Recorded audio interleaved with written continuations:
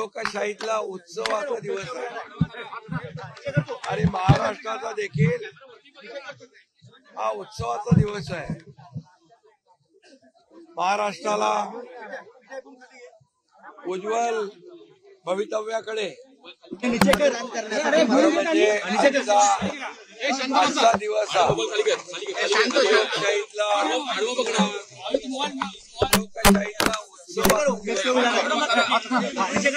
महाराष्ट्राला देखील हा उत्सवाचा दिवस आहे। महाराष्ट्राला उज्ज्वल भवितव्याकडे आणि महाराष्ट्राला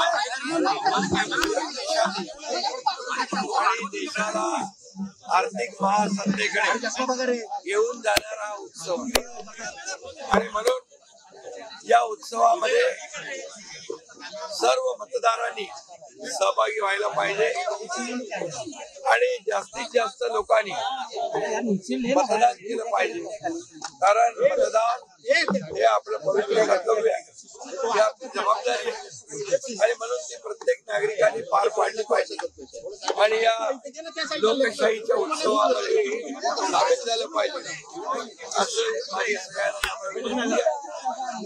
या राज्यातला मतदानाचा टक्का जास्तीत जास्त वाढवण्यासाठी प्रत्येकाने मतदान करावं आणि लोकशाही समृद्ध आणि प्रगल्भ करावी अशा प्रकारची विनंती मी करतो। खरं म्हणजे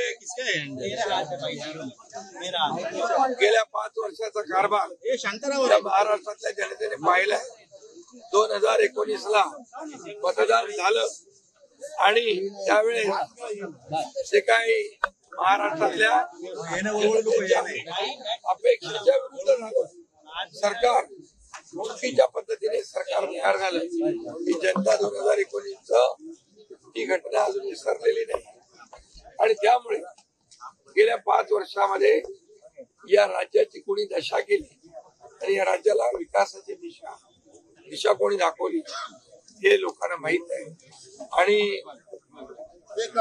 या राज्याचा केलेला विकास या राज्यामध्ये सुरू केलेल्या कल्याणकारी या योजना ज्या आहेत आणि विकास हा लोकांना माहित आहे। मुख्यमंत्री माझी लाडकी बहीण योजनेसारखी अनेक डिटेलमध्ये जात नाही, परंतु अनेक योजना या सर्वसामान्य लाडक्या बहिणींसाठी, लाडक्या भावांसाठी, लाडक्या शेतकऱ्यांसाठी, लाडक्या कामगारांसाठी, लाडक्या ज्येष्ठांसाठी आम्ही केल्या आणि नक्कीच आम्हाला समाधान आहे की गेल्या 5 वर्षामध्ये या राज्याला पुढे नेण्यासाठी, या राज्याला विकासाकडे नेण्यासाठी, या राज्याला एक खरं म्हणजे या राज्याचा सर्वांगीण विकास आणि या राज्यातल्या सर्वसामान्य लोकांच्या जीवनामध्ये बदल घडवण्यासाठी या महाराष्ट्राला एक शक्तिशाली राज्य बनवण्यासाठी आम्ही महायुतीने प्रयत्न केलेला आहे आणि मला वाटतं या राज्यातली जनता आज समाधानी आहे। मी स्वतः समाधानी आहे। 2.5 वर्षाचा कार्यकाळ आणि आमचा 2.5 वर्षाचा कार्यकाळ हाही लोकांनी पाहिलं आणि म्हणून या आजच्या दिवशी या महाराष्ट्रातली जनता भरभरून आम्हाला मतदान करते, विकासाला मतदान करते आणि म्हणून मतदानाचा टक्का, मतदान हे लोकशाहीला प्रगल्भ करणार आहे, लोकशाहीला मजबूत करणार आहे आणि म्हणून सगळ्यांनी मतदान करावं असं आवाहन विनंती पूर्णपणे येणारं सरकार महायुतीचं बहुमताचं डंपिंग मेजॉरिटीचं असेल।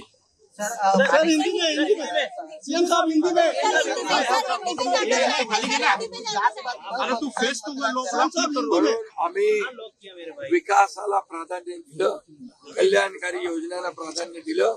2.5 वर्षाचा कार्यकाळ या महाराष्ट्रातल्या जनतेने पाहिलेला